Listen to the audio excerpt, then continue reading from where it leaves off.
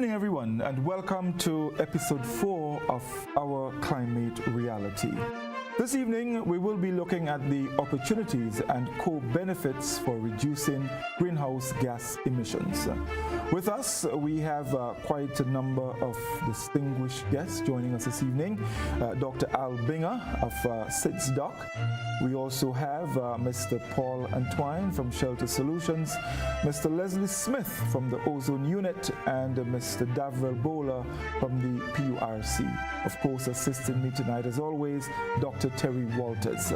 We will be having a very interesting discussion this evening, and just to let you know that you need to also share the program via the Facebook page, because it's also aired there, and the YouTube channel. It's also aired on K105 FM. A study led by Dr. Jason West, Assistant Professor of the UNC Gillen's Global School of Public Health, and published online in September of 2022 in Nature Climate Change, finds that reducing greenhouse gas emissions, which is key to slowing global climate change, will also decrease outdoor pollution and may save the lives of more than 2 million people annually in the future. Further, when examined in monetary terms, these benefits to human health are shown to outweigh the implementation cost of reducing the greenhouse gas emissions through at least 2050. Air quality co-benefits result mainly from reductions in air pollutant emissions from the same sources that emit greenhouse gases. For example, replacing a fossil fuel plant with a renewable electricity source such as wind power reduces both air pollutant and greenhouse gas emissions. This finding suggests that including air pollution and health co-benefits could significantly increase estimates of the value of reducing greenhouse gas emissions, strengthening the case for taking action. They further suggest that policy should be better coordinated to address the challenges of climate change and air quality simultaneously. We take a break. When we come back, we will introduce our guest, and you will learn a little about them before we get into our discussion. Stay with us. We'll be back with you in just a moment. You're watching Our Climate Reality on GBN Television, brought to you in part by Hubbards.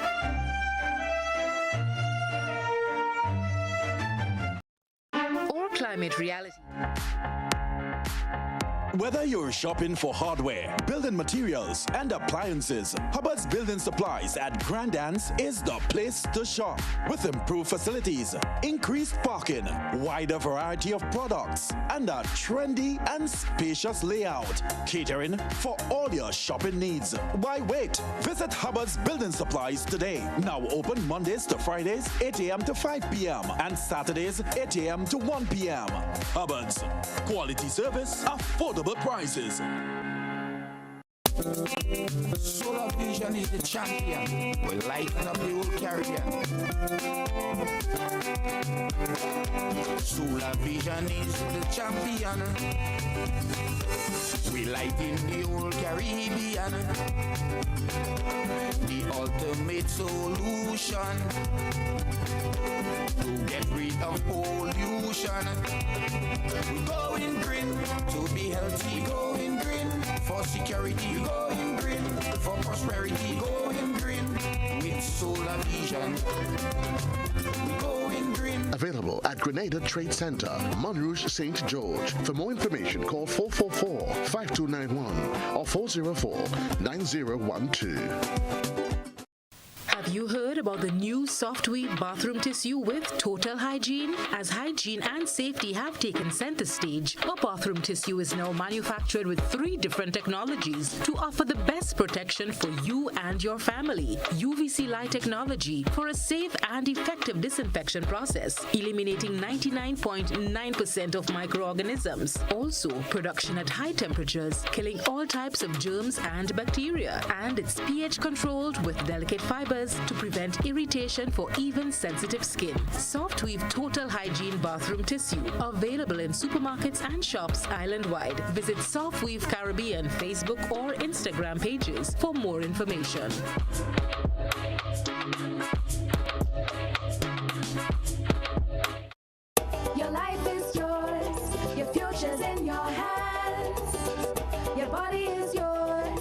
That's why you need a plan. You gotta plan your family, avoid HIV, get the education from the Grenada Planned Parenthood Association. We offer STI screening, gender-based violence counseling, prenatal and postnatal checks, injectables, condoms, pap smears, and other sexual reproductive services. Open Monday to Friday, 8 a.m. to 4 p.m. The Pointu Street, St. George's. Whether male or female, it doesn't matter. We're here to make your life better. Grenada Planned Parenthood Association. For appointments, call 440-3341. A GPPA clinic may be in a health facility in your area. Information can be found via Facebook at the Grenada Planned Parenthood Association. Clinics are in partnership with the Ministry of Health and GrenChap. This ad is sponsored by Canada Fund for Local Initiatives. Sunday, February 26th, it's Savior's Day with the Honorable Minister Louis Farrakhan. His subject, the War of Armageddon has begun. The Great War has begun.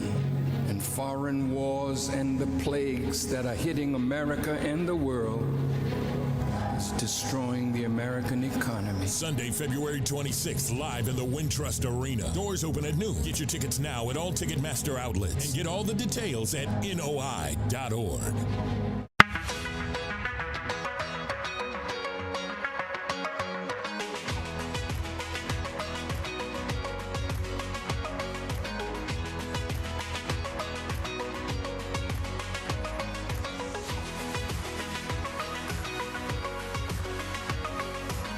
Sisson's WeatherGuard Pro. For every project, there's only one Pro.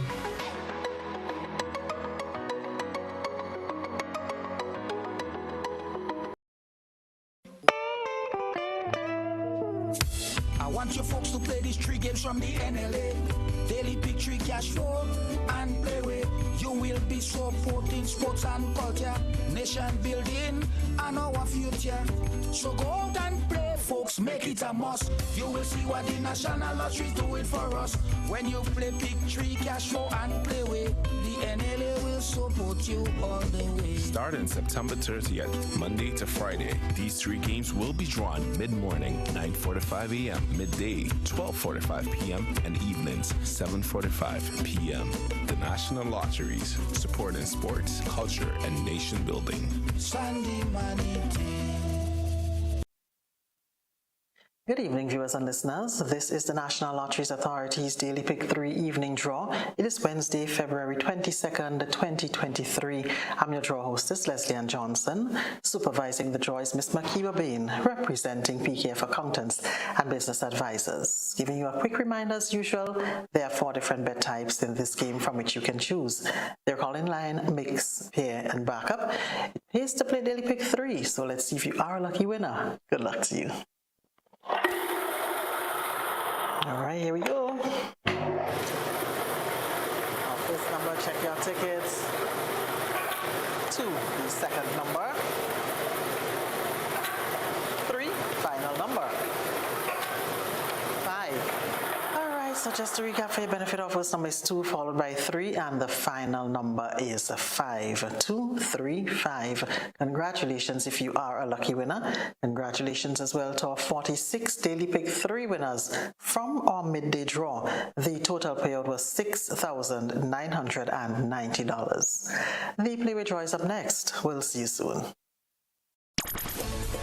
I'm a winner, you are winner, we are winners, winners, winners. It's the big one. Grenada, imagine winning $25,000 and up to 6 times by scratching just 1 lotto ticket. Get your triple cash scratch tickets for a chance to live your best life. Win easy with Scratch. For just $3, match any of your numbers to any of the winning numbers and win the prize shown for that number. Reveal a money back symbol and win the prize instantly. Triple cash scratch in stores now. Must be 18 or older to play. Cause I'm a winner. From the moment that I get up, I'm feeling right. Hello once again. This is the National Lotteries Authority's Playway Evening Draw. It is Wednesday, February 22nd, 2023.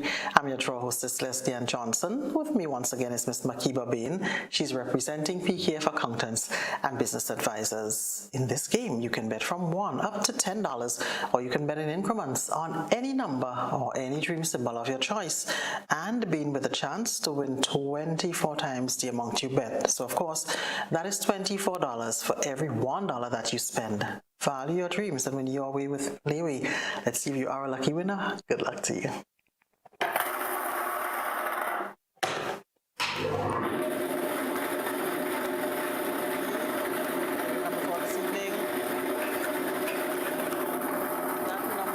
Is 16 once again. Our Playway number is 16, and the dream symbol is bus driver. So congratulations if you are a lucky winner.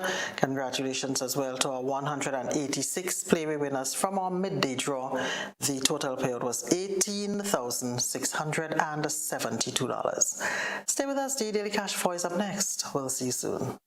Win more with the NLA's Daily Cash 4. Every day with more plays and bigger prizes to be won. It's a 4-digit game with all the bet types you already know and much, much more. From 0000 to 9999. Choose your 4 numbers and place your bet from 11 different bet types. Choose from inline, 4 different mixes, first 3, last 3, and 4 different backup options too. Best of all, it starts at just $1, except for backups, which starts at $2. Win as much as $5,000 with a $1 inline bet and as much as $6,200 in a $2 backup bet. Imagine $50,000 for a winning $10 inline bet. There's definitely more to win with the Daily Cash 4. More plays, bigger prizes, twice per day, Mondays to Saturdays. Must be 18 and over to participate. NLA, making your dreams come true while supporting sports, culture, and nation building. Welcome back. This is the National Lotteries Authority's Daily Cash 4 Evening Draw for today, Wednesday, February 22nd, 2023. I'm your draw hostess, Leslie Ann Johnson, and back with me once again is Ms. Makiba Bain. She is representing PKF Accountants and Business Advisors. So in this game, you can choose any number from 0 to 9 in any of the 11 bet types offered. The tickets cost as little as $1, except backup, that costs $2. More plays, bigger prizes. Let's play Daily Cash 4. Good luck to you. All right, here we go. Check the tickets. Our first number 3, the second number 5, the next number 6, final number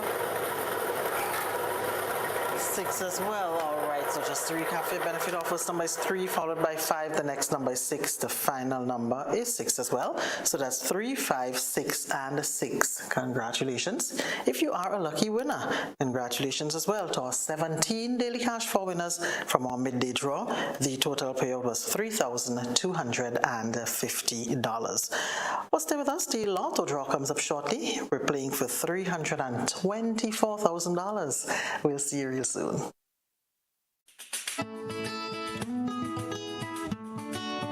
Do you know, when you play the games of the National Lotteries Authority, you are supporting sports, culture, and nation building in Grenada, Carriacou, and Petit-Macnic? Hi, I am Junior Murray, cricket coach, sports enthusiast, and a former West Indies cricketer. I endorse the games of the NLA 100%. For the past 40 years, the NLA has been funding many sporting activities, including competition for schools and clubs, and for athletes to participate in overseas tournaments such as the Carifta Games and regional cricket tournaments. Additionally, they made it possible for you, the public, to view local, regional, and international tournaments from the comfort of your homes. For those reasons, I play the game of the NLA. Even if I do not win, I know Grenada always wins. Yes, when you play all the games, the NLA in turn supports sports, culture, and nation-building activities throughout the Tri-Island state.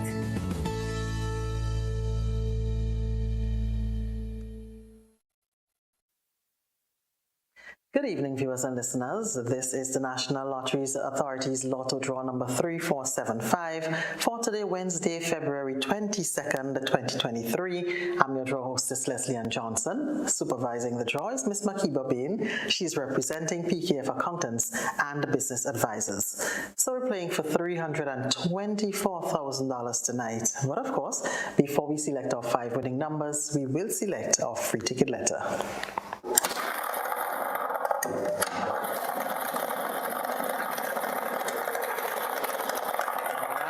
Free ticket letter is A as in apple. Check to see if it matches that on your ticket. If it does, of course, you can claim your free ticket at your outlet of purchase. So we will now select tonight's 5 winning numbers for $324,000. Good luck to you. Here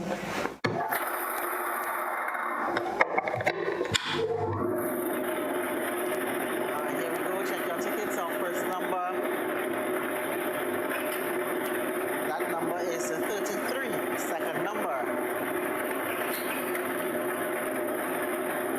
12, our third number. 13, tonight's fourth number. 7, and the fifth and final number. That number is 20. All right, so let's just recap for your benefit. We'll start with the free ticket letter. That is A as in apple. And the 5 winning numbers for $324,000 are 33, 33, 12, 12, 13, 13, 7, 07, and 20, 20. If you are a lucky winner tonight, congratulations to you. Continue supporting the National Lotteries Authority. Have a great night.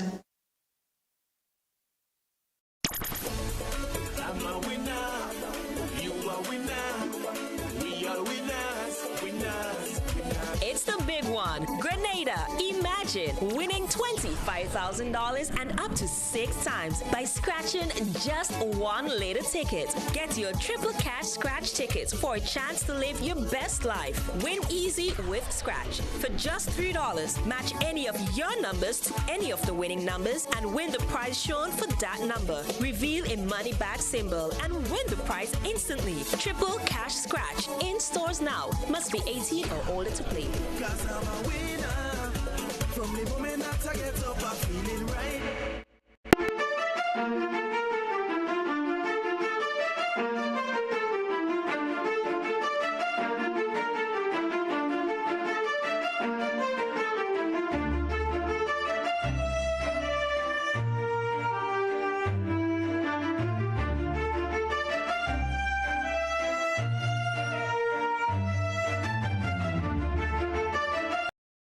Welcome back, everyone, and we do apologize for that lengthy break, but of course we do have, other obligations that we need to keep.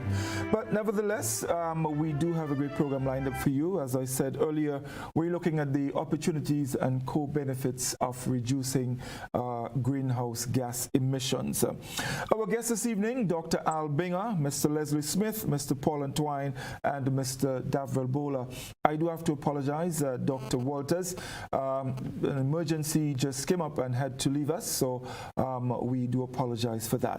What we're going to do now is to introduce our guest to you, and we'll start with Dr. Al Binger. Dr. Binger, good evening and welcome to the program, and we'd be happy if you can tell us a little bit about yourself and what you do.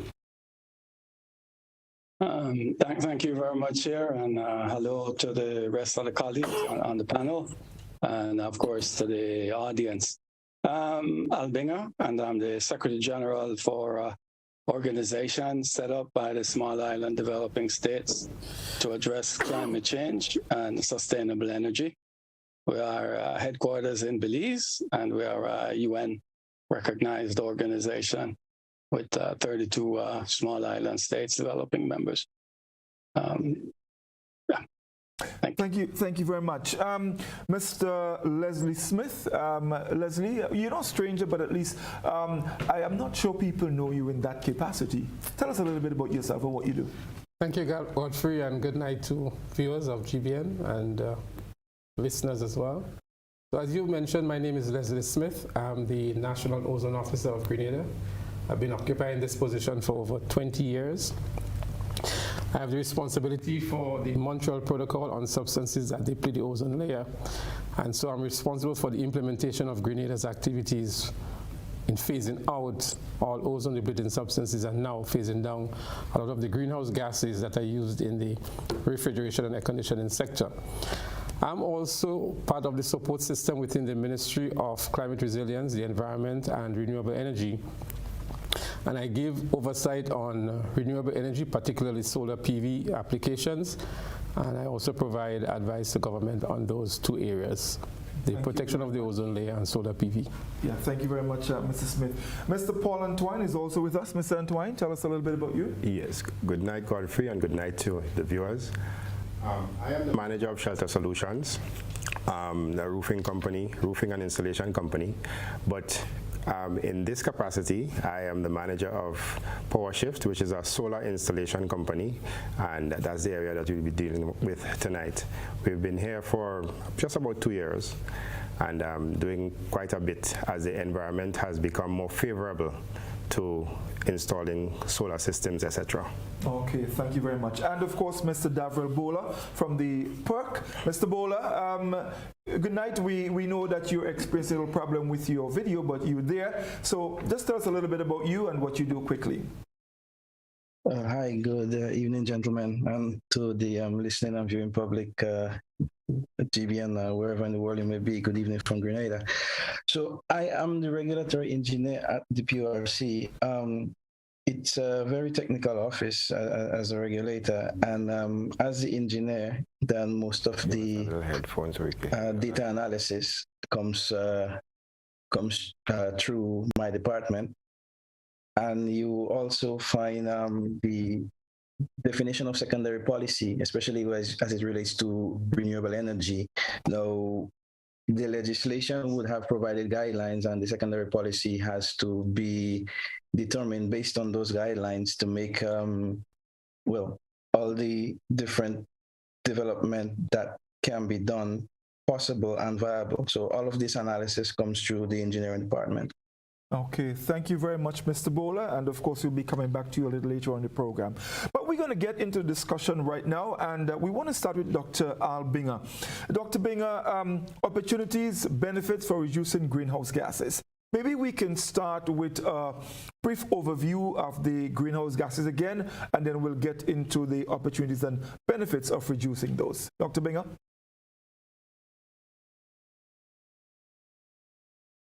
Dr. Bing, are you muted? Can you unmute your microphone?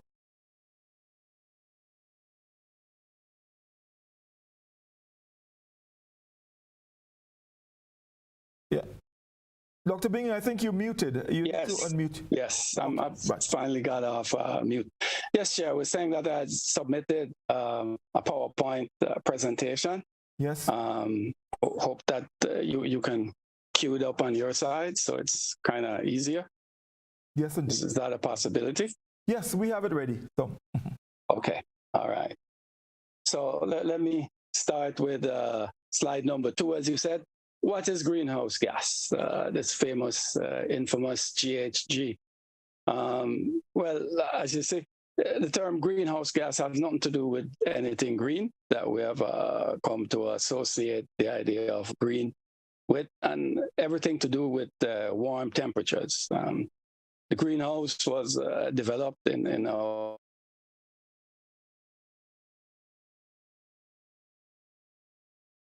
cold countries to the north, which allowed them to maintain a certain temperature in the winter that allowed them to produce. The design of a greenhouse is basically to keep as much heat in as possible.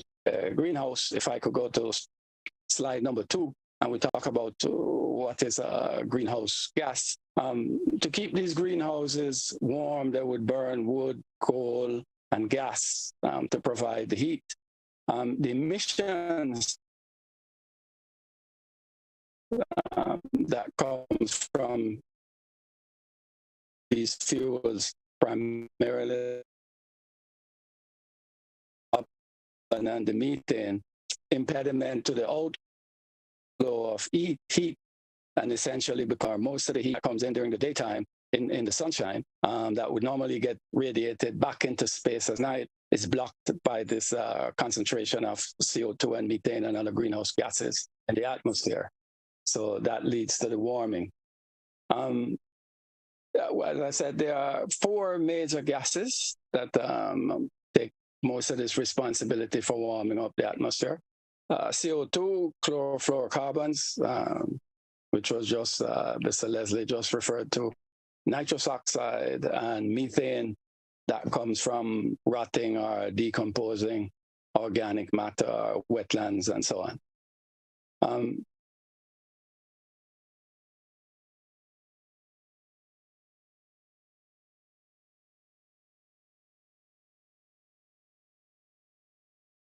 Human activity is responsible for most of the greenhouse gases that are in the atmosphere, which is now near to 400 parts per million, or a little over 400 parts per million. For us in the Caribbean, this will have some impact on us. We will see the temperature increase to 2099. The computer models suggest that we warm by 1 to 5 degrees by the end of the century. So you can see we'll get quite a lot warmer, and it will be drier, 25 to 30% less precipitation we can expect. And this is, as we said, linked to the burning of coal and other kinds of fossil fuel, getting the emissions into the atmosphere. Greenhouse gases also comes from our colleagues who generate electricity, that invaluable commodity that we need. And basically, in the case of Grenada, most of it is generated by Grenlec, and the greenhouse gases basically are emitted from those chimneys 24 hours a day. The amount of emissions basically depend on just how much electricity is being generated. Now, how do we reduce emissions? One is in the style of life that we have, because we burn a lot of electricity to provide light, to provide water, to provide fuel for cooking, and assorted other things for living, air conditioning, and so on. And of course, transport, our favorite cars and the occasional flight, and of course, delivery and other things that need public transport. And we also don't do a lot of recycling of waste. And I heard a little conversation at the beginning of this about waste as energy, whether it's viable or not. I hope I get a little time to talk about. But if we can recycle waste, or we can use it before it rots and decomposes, then we're reducing greenhouse gases. So every time you turn on lights, TV, charge your phone, turn on your computer, plug in your iron, your fridge, you're basically responsible for the generation of greenhouse gases. Of course, the transport sector is a major one, and vehicles that are not properly maintained and tuned has very big emissions and black carbon and other kinds of stuff that are not good for keeping the atmosphere or your national atmospheric air quality good. The opportunities and co-benefits as we see them from the SIDS-DOC organization is based on the goal that we have of 25-50-25 by 2033. And that is that we should increase the energy efficiency, which actually is what is wrong with all of those smoky combustion that you see, inefficient burning. So we want to improve energy efficiency by 25% above the 2005 baseline. And that is set based on the amount of oil you use to produce a unit of GDP. We want to get at least 50% of the electric power from renewable sources, and about 25% reduction in substitution of conventional fuels, which would be, in the case of trucks and buses, diesel, and for small cars and minibuses, gasoline. We estimate that making this transformation of the energy sector will cost us about $20 billion. And the CIDSAP mandate is to help catalyze the development and deployment of what we term SIDS appropriate scale technologies that can provide the energy services with minimal greenhouse gas emissions. The sources of renewable energy as we have them is basically, largest source is ocean energy. Every day, the sun puts in between 25 and 35,000 barrels of oil equivalent on every hectare of the surface of the tropical ocean. It is the world's largest solar collector. And so there's a lot of heat out there to be used and converted into energy to replace fossil. Wind, we all know. Solar is pretty mature. And of course, geothermal, which is not as popular, but many other countries in the OECS have geothermal resources thanks to the volcanic nature of the region. Next is on OTEC, slide 10. This slide basically shows a new technology in terms of approach of ocean thermal energy conversion prototype, which is going in Sao Tome and Principe. This technology will generate power 24/7 and no need for batteries or storage. It's a base load because it's using the heat from the ocean, which is renewed every day. Matter of fact, we have too much heat in the ocean, which is one of the problems that is impacting on changing climates and warming the surface. This is, I say, a 1.5 facility, and it is to be scaled up to provide about 10 megawatts. It should be in service in 2024 and will provide a model for many other SIDS because all SIDS have ocean thermal energy resources. The next renewable energy from the ocean that we're looking at on slide 13 is what we call wave energy. Now, based on the assessment that we did on Grenada's wave potential, Grenada has up to about 350 megawatts of wave energy potential. This wave energy system is very different from the one in the north, because the one in the north is on the surface. This one is on the seafloor, usually about 50 to 100 meters depth and a couple of kilometers out off the coast. And you basically bring power ashore by submarine cable. It has availability of about 40%, which is about twice solar and a lot more than wind. And the prices are very competitive, we anticipate. And it's a much larger source of energy than we could get from the land-based sources in the small island states, because land is such a limited commodity.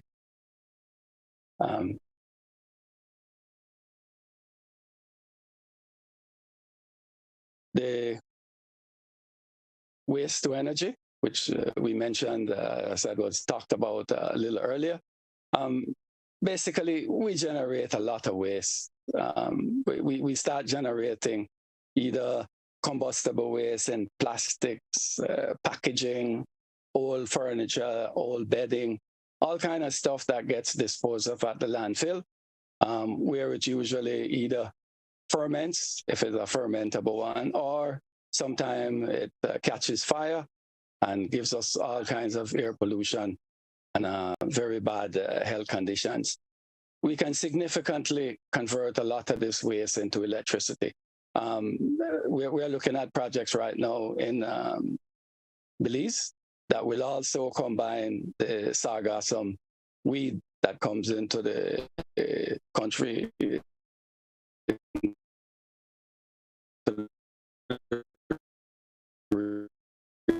region seasonally. We got some coming in to be generate about 68 megawatts of base load power. So there's lots of waste around. It just depends on how we look at it. As we said, transport sector is the biggest generator of greenhouse gases. About 70% of the petroleum imports goes into the transportation sector for bunker, ships, aviation fuel, and of course, diesel and gasoline. And for here, we are thinking of electric vehicles, where there's opportunity, not as developed as other technologies, but the internal combustion engine. But definitely, we look to having more e-mobility to reduce this large print of GHG from the transport sector. One of the good things about having a lot of renewable energy electricity, like you can get from PV or geothermal or wind or ocean, is you now have a non-carbon source of renewable energy that you can use to charge your batteries. So your expenditure on importing fuel is also a benefit, which significantly improves your trade balance, because usually petroleum imports is one of the largest consumer of foreign exchange.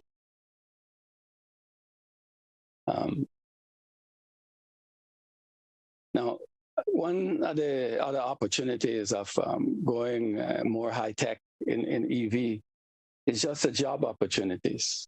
And I figure a lot of young people may be watching out there. And as you can see, the EV has fewer moving parts, and it's all controlled by computers. So there'll be clean jobs in the future in the transport industry. And most of our younger generation like computers, so this is something that you should find interesting. We feel overall, though, that ocean energy, because of the vast amount of it that's available, and the fact that it don't create problems in terms of land, competition for land with all the other uses that we have for a limited, is the way that we will have abundant renewable energy. And we see it as creating a lot of jobs for young people in different fields of marine and ocean fisheries, marine biologists, marine engineers, technicians, ship captains. Just a whole new set of opportunities for our young population to try and master and find a niche that is most attractive to them. How can our citizens get involved? Because after all, this is a citizen problem. I mean, we're the ones who use the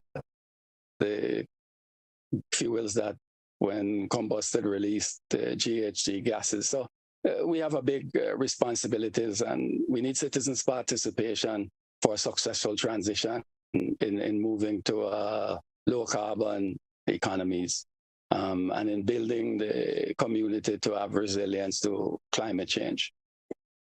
So some key things that we need citizens to is put in their ideas, increase public confidence, and support government initiatives as they are rolled out whenever they get a chance to do so. Educating the general public about the benefits of low carbon economy to help them make wise consumer choices, making sure that they buy efficient appliances, make sure that they have a Bureau of Standards that enforces those codes so that the appliances that they buy are really energy efficient. And in that way, they win, country win, and our collective reduction of greenhouse gases also benefits. Thank you very much, Mr. Chair. I'm here for questions and explanation. Thank you. Yes, thank you very much, Dr. Binger. And we will be having a couple of questions, but first we'll take a short break. When we come back, we'll go to Mr. Bowler from the PERC, and then Mr. Smith, and then we'll bring in Mr. Antoine, and then we'll get into a question and answers segment where we can, go a little bit more into detail on some of the discussion. So we take a short break and we'll come right back. You're watching Our Climate Reality on GBN Television, brought to you in part by Hubbards.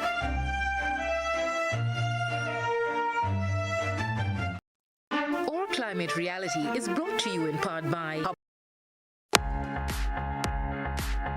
Whether you're shopping for hardware, building materials, and appliances, Hubbard's Building Supplies at Grandans is the place to shop. With improved facilities, increased parking, wider variety of products, and a trendy and spacious layout, catering for all your shopping needs. Why wait? Visit Hubbard's Building Supplies today. Now open Mondays to Fridays, 8 a.m. to 5 p.m. and Saturdays, 8 a.m. to 1 p.m. Hubbard's. Quality service, affordable prices.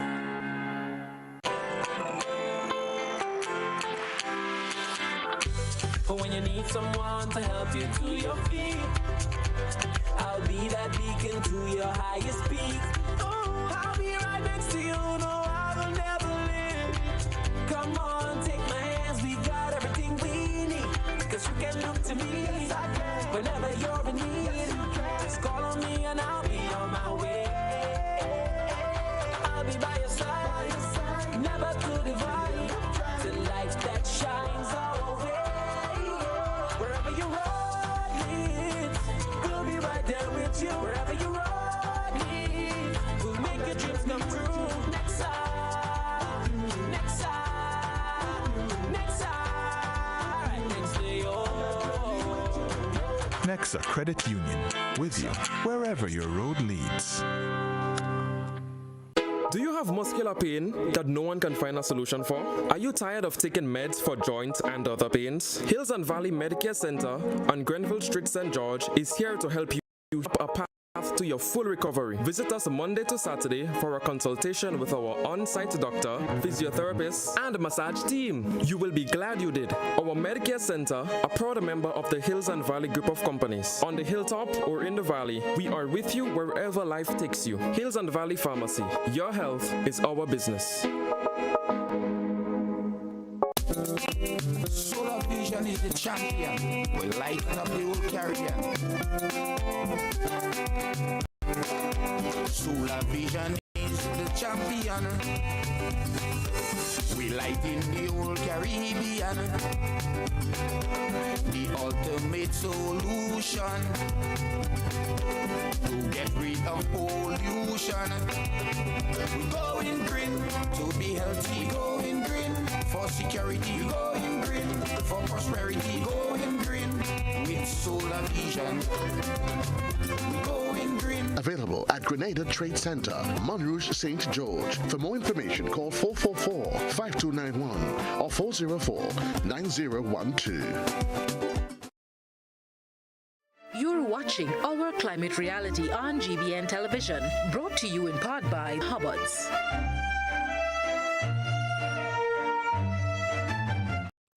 Welcome back, everyone. You tuned into our Climate Reality in case you're just joining us. And we heard earlier from Dr. Albinger speaking on greenhouse gases and, of course, opportunities and co-benefits. We want to bring in now Mr. Davril Bowler. He's from the PURC. Mr. Bowler, your organization, tell us a little bit about what you're involving and the role as it relates to the reduction in greenhouse gases. Okay, so as the regulator, the general role would be one of sectorial oversight, right?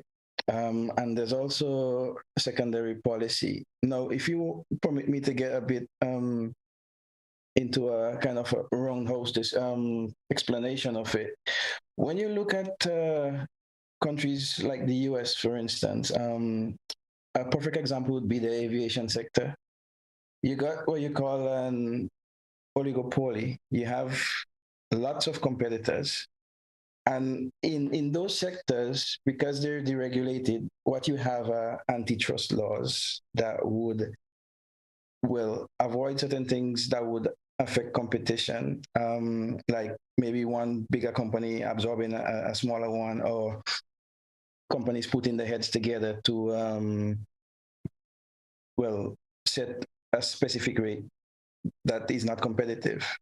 Now, in smaller islands like Grenada, for instance, where most of the entities that are there, like let's say, for instance, the energy sector, the transport sector, the transport sector might be a bad example in the case of Grenada.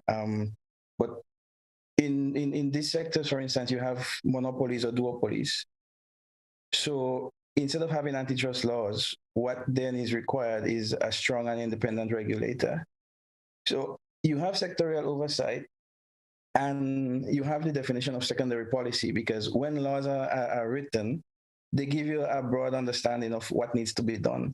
Now, you need to then take those laws, analyze them, and define a structure to allow it to then be enacted, to simplify it for people to follow. Now, the relation to greenhouse gases in this case would be, when you look at all the different sectors, as Dr. Binger would have pointed out, that have emissions, the laws that govern those sectors, you then need a structure in place to enable individuals to follow guidelines that would eventually lead to reduction in greenhouse gases. So for instance, the electricity sector, which is regulated by the PRC, the renewable energy program that is in legislation that gives guidelines that a renewable energy program needs to be defined. The PRC would have designed a program that has clear guidelines that individuals follow when they want to get into the renewable energy sector. To imagine what the sector would have been like without regulation, just imagine if the law was there and there were no guidelines and everybody was just doing what they wanted as they pleased. You would have only had one end result, and that would have been chaos.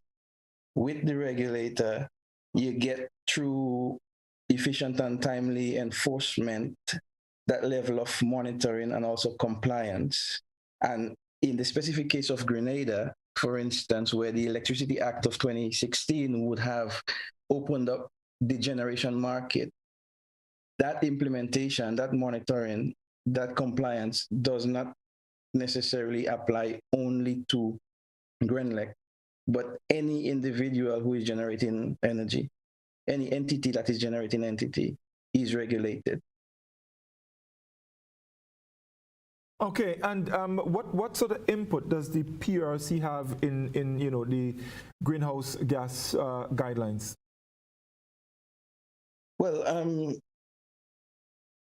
for starters, a higher penetration of renewables in the country, which is one of the things that is mandated by the Electricity Act, does have a positive effect in the country. And even though, as Dr. Binger would have pointed out, Grenada isn't like one of the very high emitters. Small island states are extremely vulnerable because they are usually the first ones to feel the effect. And if there's anything you would know about the sector or when it comes to global warming, hardly anything occurs in isolation. So it's all about providing a framework so that individuals can get involved in the different aspects. Here, specifically speaking about renewable energy, being able to get involved in the sector and do their part in, leaving less of a carbon footprint by getting into renewables. In Grenada, most of the interest so far has been in solar.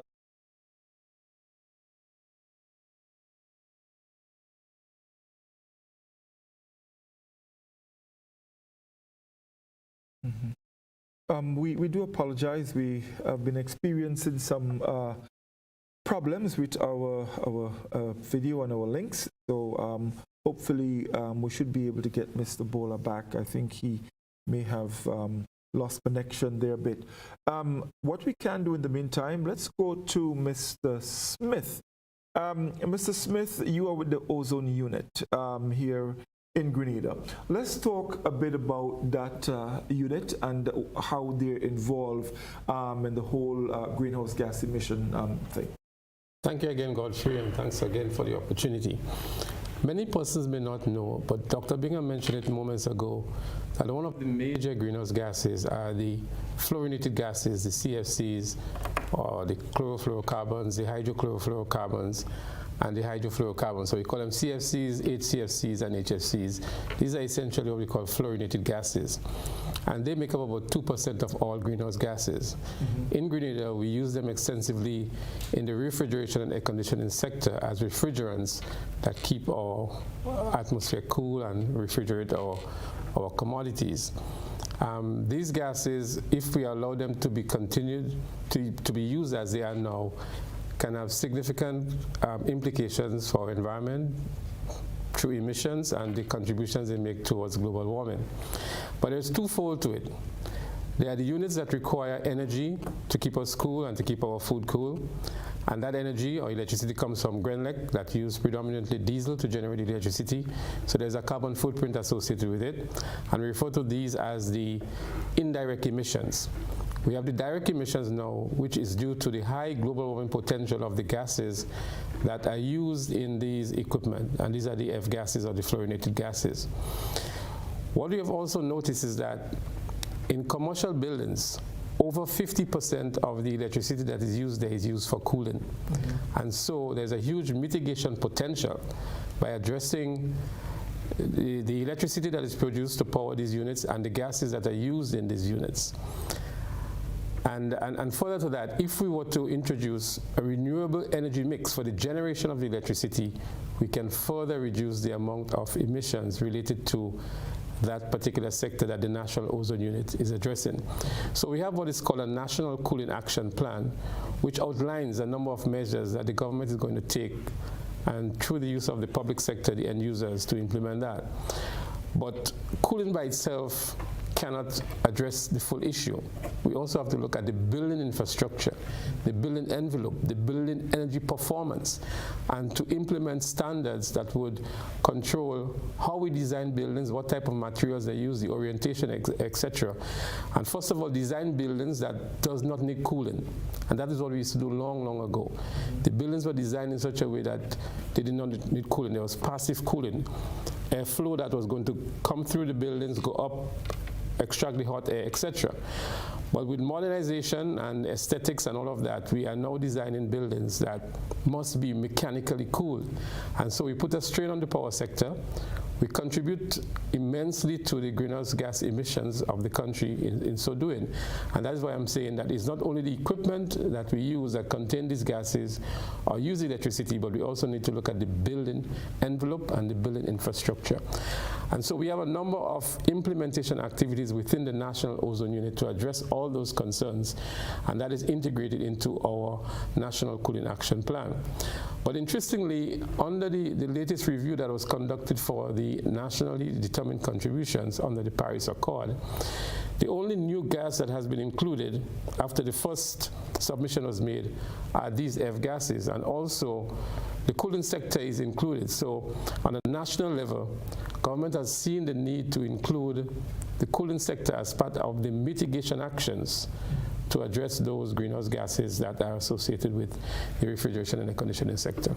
Right. One quick question before I go to Mr. Antoine. You mentioned that the designs before were sort of designed in such a way that you have natural cooling. Now we have this whole cooling system. But with global warming and the increase in temperatures, how could we not design houses with cooling systems? Well, you do have a point. We do have increased atmospheric temperature, and we need comfort cooling. We need people to be operating at productive levels. But we can still make use of the winds that we have. We can still design buildings that will reduce the amount of cooling that is required. So we have done away with awnings, for example, awnings on the windows. And that was a particular design that would allow for buildings to be cooler. We had buildings with very high roofs, right, and louvered windows that would allow for free airflow. But these things don't happen anymore. So we have created a situation where we are dependent now on mechanical cooling or comfort cooling in buildings because of the new designs that we have for building. But we can't negate the fact that we have increased atmospheric temperatures, and that in itself is one of the reasons that is driving the increased use of air conditioning systems. So air conditioning systems, we have three principal reasons why we are seeing so many of them being installed now. One is because of economic growth and people's affordability to operate and maintain these systems. We have population growth and urbanization that is also contributing to that. And the third one is the one that you've mentioned, increased atmospheric temperatures. As a matter of fact, on the global scale, a report from the International Energy Agency says that for every 1 second, 30 new air conditioners are sold. And so with the anticipation, if we look at a business as usual scenario, by the year 2050, there'll be a serious strain on our power generation systems to power these units, and also the amount of greenhouse gases that will be emitted, especially where we have electricity that is being generated from petroleum-based or fossil fuels. So it has to be a combination of factors here. Renewable energy has to be a major part. Improve energy efficiencies of the equipment has to be a major part, and also the replacement of the high global warming gases with natural refrigerants or lower global warming gases to cool these buildings and the units that use them. So it's an all-encompassing suite of activities that needs to take place to achieve those outcomes that we're looking for. Thank you, Leslie. And I'm going to come back to you because I do have a couple more questions I would like to throw at you as it relates to that. But you placed it nicely for me to go to Mr. Antoine. Mr. Antoine, you heard Mr. Smith, and as it relates to a lot of the air-conditioned units and all of that. But we do have options, and I think that's right up your field. How can we use that to help in the reduction of greenhouse gases? Right. Well, just to touch on one of the points that Leslie made, in terms of how people construct, there are options for inputting systems now that would reduce the heat load on your environment, including roof insulation. And now there are a lot of concrete roofs that have entirely no insulation. There is insulation, but those come at an added cost. And a lot of the times people avoid the cost and try to build the building at the lowest price. So, but there are things you can do to help with the cooling of your temperatures. In terms of the energy use, the solar systems are one of the lowest costs and the highest benefit bankable ways you can reduce your energy footprint, reduce your carbon footprint. The banks have now made the resources available. So many banks, including Republic Bank, including the Grenada Development Bank, do 100% financing at very favorable interest rates. And what that means is that you could actually not change your cash flow in terms of what you're paying for electricity costs. And you can pay off your system in 6 years, and you have another 17 years. These systems are designed for about 25 years.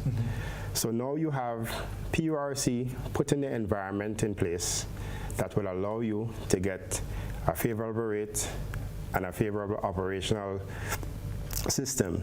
So you have the environment, you have the financial environment, and so it's what we really lack, I think, here is education. A lot of people just think, all right, there's a big cost in doing solar, the big upfront cost. But now that you have a reasonable and favorable financial environment, a favorable regulatory environment, it's all up to the individuals to educate themselves, find good installers, and take advantage of that opportunity. We'll be helping globally because we're reducing our energy footprint. We're contributing to our 2030 goals, right? But it is, in fact, the best and the low-hanging fruit, so to speak, for getting into renewable energy and lowering your carbon footprint. Okay, thank you. I want to go to Mr. Bowler. Mr. Bowler, are you back with us? Yeah, I'm back. I was just playing a bit of hide and seek, right? I'm back. Yes. Okay. Lovely. Yeah. Mr. Antoine mentioned your organization. Let me ask you this: What are some of your greenhouse gas reduction initiatives presently to help with this situation? Well, it's mostly addressing the electricity sector. And if I'm sorry if I'm going back always to the act, but the thing is that with the formation of the new Act 2016 Act and the PRC Act that brought the office into being, the regulator, it really pulled and focused a lot on the electricity sector. So it's all about getting the electricity sector green. Now, if we were to, and even without your prompting, I think I can mention this, transportation, I mean, there's a Ministry of Transportation and there are transportation laws, but there is still nothing written that speaks to EVs and hybrids. So that's something that if it's going to come under the PRC at a later date, that decision lies with the policymakers, but there needs to first be something written that guides it. When that is then written, then the regulator for that sector, if it's the PRC or another independent body, can then do policies that impact those. For instance, if you were to look at the UK, theirs just came into being in June of last year. And some of the policies are like, if you're building a new house right now, you have to put in a charging port. If you're doing a building that has more than 10 parking slots, you have to do a charging port. So it's about getting secondary policy in place. But right now, the focus is on the electricity sector. It's about getting the electricity sector green. And that's what the main focus is. Okay, thank you very much. Dr. Binger, I want to come back to you from your organization standpoint. As it relates to the small island states, what are some of the responses that you're getting from the islands as it relates to the reduction of greenhouse gas emissions? Well, Chair, I guess the way we look at it is that there is absolutely essential for small islands to reduce their greenhouse gas emissions, not because what we contribute is that big, as we said before, but is the cost. We basically cannot afford the cost and the volatility of price of petroleum, right? And this says that for everybody who wants to keep their balance of payment and keep their currency stable, we try to minimize the amount of petroleum products that we import. So there's a lot of interest in finding replacements for diesel in electricity generation and for improving efficiency in the use. We heard some mention about housing in terms of standards for building and materials for building and roof. And there's also a lot of interest in how to use the waste, which is now a nuisance, especially with the sargassum being added to the mix, how we can use that to also generate some energy and avoid import of fuels, both for transport and for electricity generation. Okay. I mentioned earlier about the ocean energy capacity from the wave that Grenada has, like 450 megawatts of capacity. That's more energy than I think the current base load is somewhere up about 50 megawatts. Mr. Smith, our colleague, Mr. Bola, would know exactly what it is. But what you're saying is in renewable energy, and we have identified these sites already for the various countries. There is known sources of renewable energy that significantly exceeds what the demand is, and opportunities are significant in terms of its development and what it allows the country to do once it has a stable supply and a steady price for electricity. Okay, thank you very much. Mr. Smith, I'm coming back to you. Dr. Bingham mentioned, some opportunities that we have here in Grenada, for example, our waves and so on and so forth. Also, moving in the direction of wind energy and other forms of clean energy, there must be some significant costs involved with that. Are we too late at this point? When you consider all that's happening and how far the global warming has gone, are we too late? And if not, what kind of costs? Do you have any idea what kind of cost is involved in getting all of these things in place? Well, as Dr. Binger indicated, there are several opportunities for renewable energy and our renewable energy reserves here in Grenada. OTEC is one that some feasibility work has been done on already. And I'm not sure to what extent wave technology has been considered. We are also pursuing our geothermal deposits and reserves, and these are pretty much very cost-intensive operations. The low-hanging fruits, as Mr. Antoine mentioned moments ago, and the easier ones to achieve are the solar PV installation both at rooftop level and at utility scale level. And these are the ones that are maybe more attractive to certain sectors of the population. But the major game changers would be the much bigger size applications like geothermal, OTEC, and others. But the cost is a factor that we have to consider. So I'm not going to say it's too late, but what I'm going to say is that we need to be able to attract and to mobilize the resources to undertake that. I don't think our government coffers could undertake that by any stretch of the imagination, and so government is always pursuing opportunities out there with implementing agencies and bilateral agencies and some of the funding agencies to see how they can provide that kind of support for these pursuits. But obviously these renewable energy resources are the game changers that can make meaningful contributions. Wind energy, some research has been done.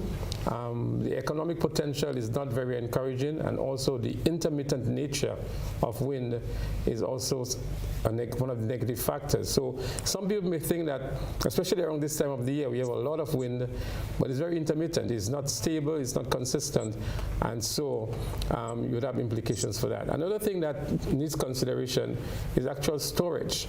And storage is another very expensive undertaking. So for example, when we look at solar PV installation, the sun is only out in the day, but we need energy also at nights. So we also need to look at storage, and this again is another expensive undertaking that we would need some outside financial assistance to undertake. Right. Thank you. Mr. Bowler, as Mr. Smith said, this would be a serious financial burden. Considering that as small island states, and we said it earlier, we do not emit as much greenhouse gases as some of the larger countries, the US, Germany, Italy, and so on. They are the ones that are doing a lot of that. And we are at the mercies because we do feel the effects, in more intense weather systems, all of that. Are we as Caribbean community, are we putting enough, I hope pressure is not a wrong word, but are we doing that enough as it relates to getting some of the more developed countries to give support so that we can put things in place to ensure that we do not feel, or the wrath of climate change does not come down on us, too bad? Well, pressure might not be the wrong word, actually, but there have been in the last couple of years quite a lot of movement in that area. For instance, at the last Conference of Parties in Egypt, there was a lot of conversation around the concept of loss and damage. So there is funding out there. One of the things that needs to be considered, though, is that there is a lot of competition for that funding as well. And as any entity or any country that's putting financial contributions on the table, there is a need for some mechanism that would give, well, it's not just about transparency, but it's also about ensuring that the funds are utilized for the reason that they were intended. But even within the whole concept of circular economy and within the development in the country itself, there are financial mechanisms which can be triggered to ensure that those systems are sustainable. So, for instance, as Mr. Antoine can allude to, for instance, if you do a PV system and you have some level of generated income, or at least some savings that can be considered income from that system, because a penny saved is a penny earned. Good fiscal management would mean that you do put aside a percentage for O&M. Maybe it's something that, as Mr. Anton would have alluded to, there needs to be a bit more education within the sector. But there are a lot of different financial mechanisms that can be enacted. The question here is time, because we've seen what's going on around the world right now. It's no longer a case where a lot of countries can reach into deep pockets and help out a small island state when they themselves have domestic problems to deal with. So there is a small window of opportunity for those funds to be gathered, and the window is the time is constantly being reduced. That window is closing. So any action needs to be quick. Right. Thank you. One last question I want to ask, and maybe Dr. Binger or Mr. Smith, either of you can address it. We recognize that as a people, we have a role to play, because of course with all of that money's involved and our government really don't have that kind of resources. We need to play our role as a people in doing what we can to reduce our carbon footprint. All right. Are there systems in place, or are there programs out there, maybe from the ministry, Mrs. Smith, that's geared at educating the public on what needs to be done to ensure that we do not get to a point of no return? Well, if I can have a first take at it, Mr. Augustine, I want to say up front that there's a lot more that we can do with our public awareness and education initiative. Mm-hmm. But I also want to say in the same breath that it has to be a public-private sector collaborative effort. Because government can set the policy, government can do public awareness, but the private sector is who drives these processes. And people like Mr. Antoine and others who are the installers would need to provide some advice to the clients and end users, so as to allow them to make sound and informed choices in the technology options that they would undertake. So for example, to indicate to them what are the options available, the cost, the benefits, that is a responsibility that we expect that they will assist government in undertaking.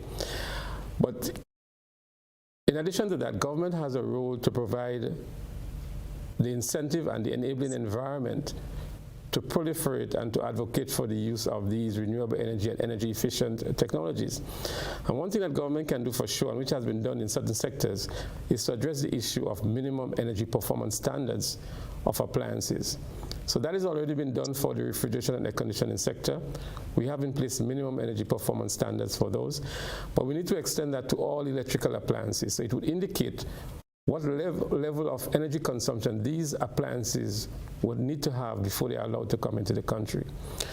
Government will need to also look at building performance standards. How much kilowatt hours per unit area a building should be able to consume, so that our architects and engineers in the design of buildings will have to take that into consideration. Our physical planning unit will have to have the capacity to approve these plans and drawings that will be presented to them. And so new buildings would have to conform to those standards. And then there are the fiscal incentives that can be offered on the importation of the materials and the components of these systems. And maybe I can say here that government has done a tremendous amount in that area, particularly for solar PV and for e-mobility. In the case of solar PV, at the moment, every component of solar PV system attracts 100% concession. So the modules, the batteries, the inverters, the wires, the racks, you name it, every component of the system is entitled to 100% concession. Similarly, for hybrids and electric vehicles, there are some attractive concessions that have been offered to up to 75% concession is offered for electric vehicles and hybrid. Mr. Binger mentioned earlier on that the biggest area of CO2 emissions is the transportation sector, and that is the case here in Grenada. So if we can transition to e-mobility, that is electric vehicles and efficient hybrid vehicles, and with the concessions offered by government, it means that we can mitigate in a much, much large way a lot of the emissions that are related to the mobile sector or the transportation sector. So gasoline, diesel, these have very, very high emission factors. The diesel that is used at the electricity plant also has a very high grid emission factor. And so by the continuous use, it means that we are continuously pumping CO2 into the atmosphere and contributing to this phenomena of global warming. But there is hope, there is opportunities. Cost of solar PV systems are reducing. Economic incentives are being afforded. Financial institutions are now providing concessionary loans for persons interested in going into those applications. And so we expect that although some targets have been set for 2030 under our NDCs and under our national energy policy, these targets may be far-fetched now and may not be attainable.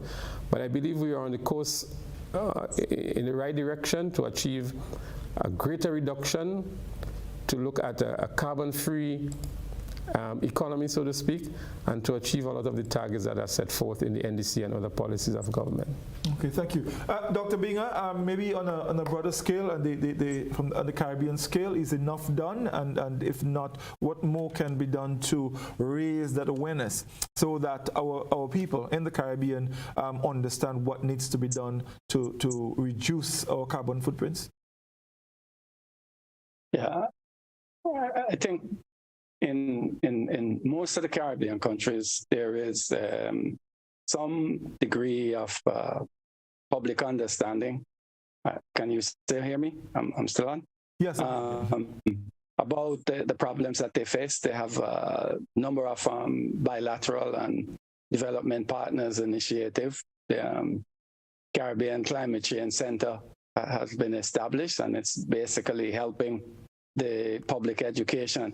But I think what is needed is, on the parts of the government, is more collaboration to introduce additional technologies and to have them commercially demonstrated, because that will provide insight as to what is possible. Mr. Smith mentioned the heavy burden of cooling. Well, you know, the reason cooling is so expensive is because of those HVAC units. The compressors take a lot of power, and when you have them at peak load, they are not as efficient. But you can cool also using the ocean. You can use district cooling. Couple 100 feet down in the ocean, the temperature gets to like 8, 10, 12 degrees, maybe 800 feet. You can use that cold water. You can use it to cool big buildings, hotels, conference centers, airports, universities. So there are some other ways of actually reducing greenhouse gas without actually having to generate electricity. And I think that these also need to be a little bit more, known, advocated, and public education to let people know that we can cool and we can drive and we can do a lot more without greenhouse gas emissions. But in general, we need a lot more commercial demonstration facilities with new technologies that allow not just greenhouse gas reduction, but also reduction in the price of energy.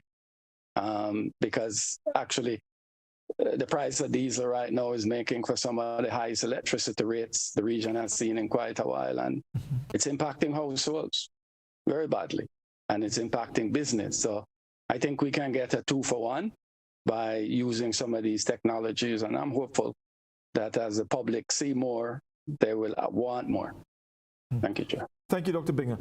Before we go to Mr. Antoine, quickly, Leslie, you wanted to come in with something?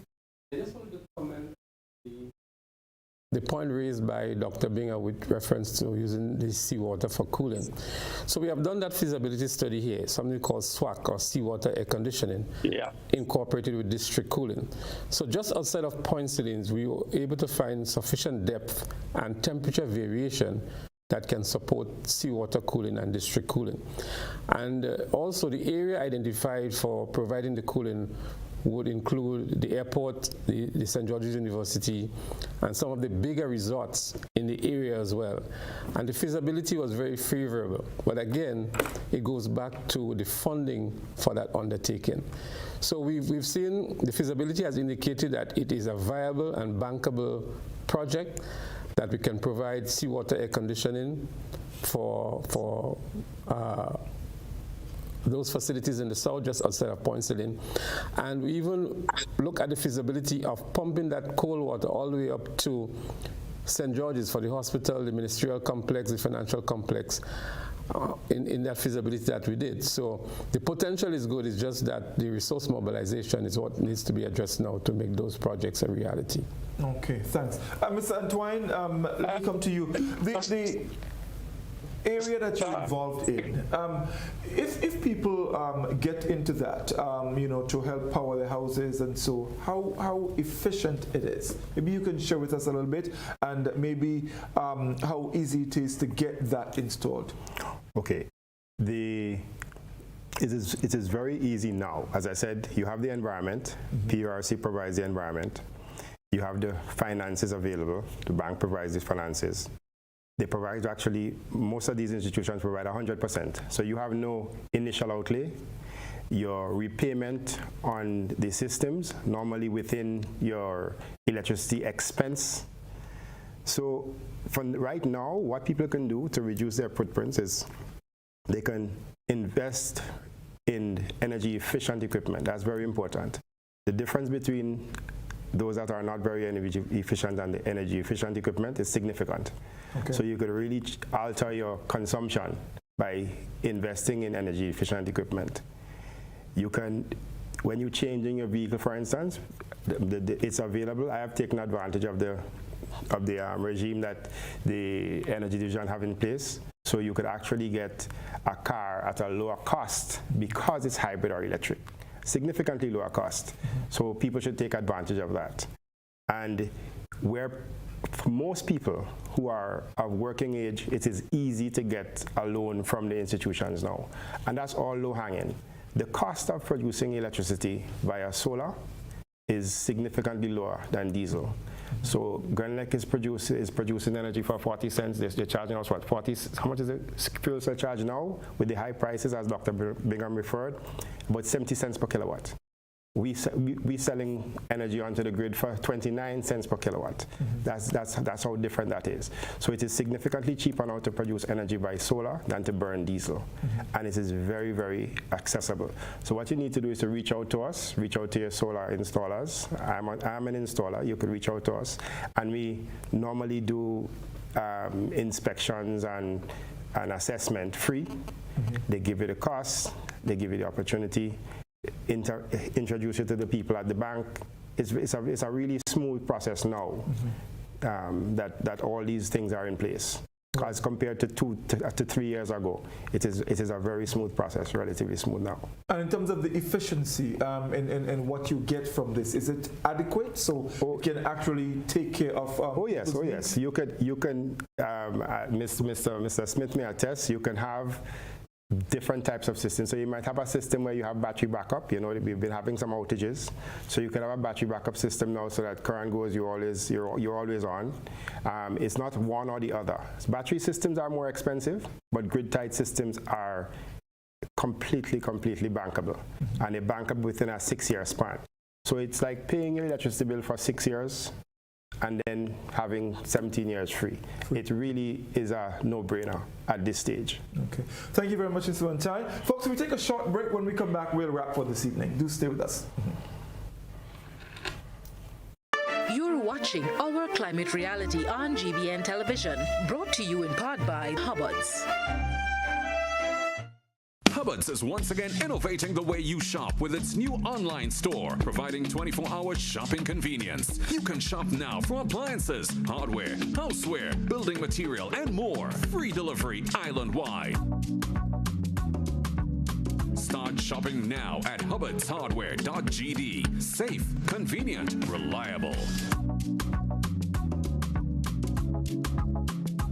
We're back! Grenada's Wester Hall White Jack Workboat Regatta 2023, Saturday 25th and Sunday 26th February. 2 days of hard racing and fun fetting on Grandad's Beach. It's We Regatta with Wester Hall Rums, sponsored by Wester Hall White Jack Rum, Grenada Tourism Authority, NLA Blast, Carib, the official regatta bear, Budget Marine, SIFH Group, Glenelg Natural Spring Water, the Regatta Water, McIntyre Brothers and Yamaha, Camper Nicholson Marinas, Brighton and Miners with Campari and Smirnoff Vodka, Ramdani's True Value and Harris Paint, Coca-Cola Grenada, Flow, Wester Hall White Jack, Workboat Regatta, 25th and 26th February, Grandad's Beach. We rum, we regatta, be there. When a loved one passes on, we all need the comfort, support, and guidance of a trusted friend. You can rely on LaCour Brothers Funeral Home. We provide a personalized professional service that exceeds all expectations. Our dedicated staff responds to your every need with the greatest detail, ensuring affordability with a variety of options. Our upgraded state-of-the-art facilities, spacious air-conditioned chapel with live internet streaming, a modern, environmentally safe crematorium, the only of its kind on island, private viewing spaces, large on-site repast center, a modern transportation fleet. Join our burial society today and make personalized arrangements for that final moment. As you prepare to enter your loved one into eternal rest, visit or call LaCour Brothers Funeral Home and select a package that brings added comfort to the entire family. LaCour Brothers Funeral Home and Burial Society, continuing a tradition of excellence.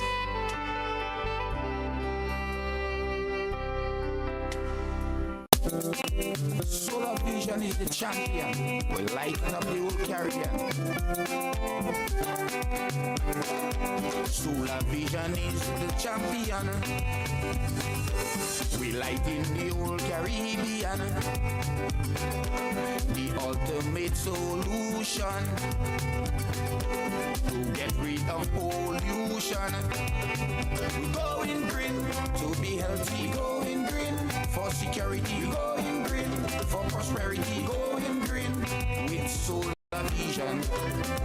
We're going green. Available at Grenada Trade Center, Montrouge, St. George. For more information, call 444-5291 or 404-9012.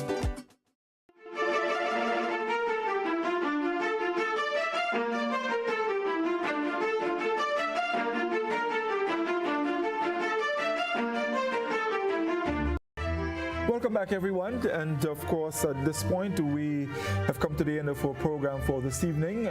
Just before we go, we just want to say a very special thanks to our guests, Dr. Al Bingham, Mr. Leslie Smith, Mr. Paul Entwined, and Mr. Davril Bowler. We thank you, gentlemen, and what I will do is to give you 30 seconds, and I'm very specific here, 30 seconds for your closing remarks. We'll start with Dr. Bingham.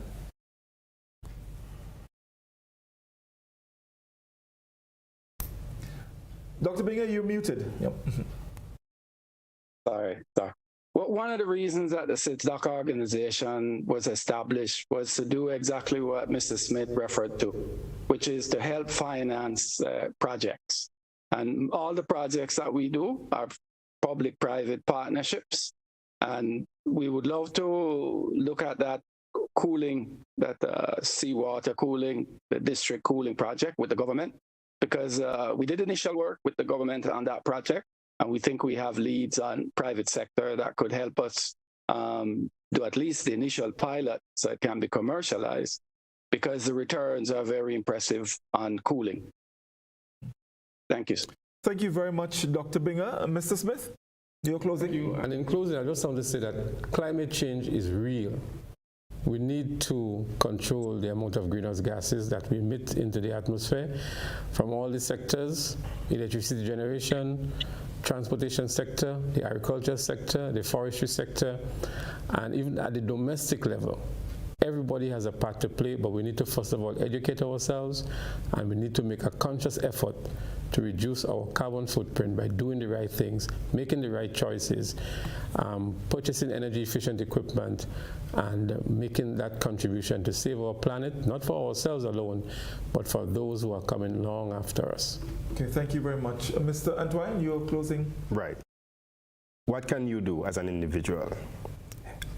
Purchase energy efficient equipment, purchase energy efficient vehicles, electric vehicles, invest in a solar system for your home. It is financially viable, it is financially beneficial. So give us a call, we'll give you the advice. You can check with the PURC. The PURC is like an arbitrator. They know who does what. So they have a history and a record of all the installers and everything that people are doing now. So, you know, get involved and do your part to reduce the carbon footprint. Thank you very much, Mr. Antoine. Mr. Bowler, your closing comments? Yeah, well, I would say that hardly anything occurs in isolation. One little something that might be considered insignificant could start a chain reaction that leads to, well, something totally unexpected. And that's the whole thing with GHGs and climate change. So people need to look carefully at what they do. And one of the keys to that is adaptation. Just because you've been doing something for the last 30 years doesn't necessarily mean it's right, or doesn't mean you have to continue. Adaptation is key. And as it comes under the regulatory framework, implementation, there is a need for structure to enable these things to flow. You get laws being passed, you have policy, education, you get enactment, oversight and enforcement from the regulatory side, and hopefully with a favorable and friendly structure in place, we can see tangible effects in the near future. Thank you very much, Mr. Bowler. Well, that's our program this week, folks. You know, it was such a pleasure, hosting my guest. I also want to say a very special thanks to someone who's been working with us behind the scenes, Mr. Leon Charles, very, very resourceful. We are very thankful to him, for assisting us in making these programs possible. Next week on Our Climate Reality, we will be looking at agriculture and climate change. Be sure to join us next Wednesday for another episode of Our Climate Reality. Good night. Good night, Chair.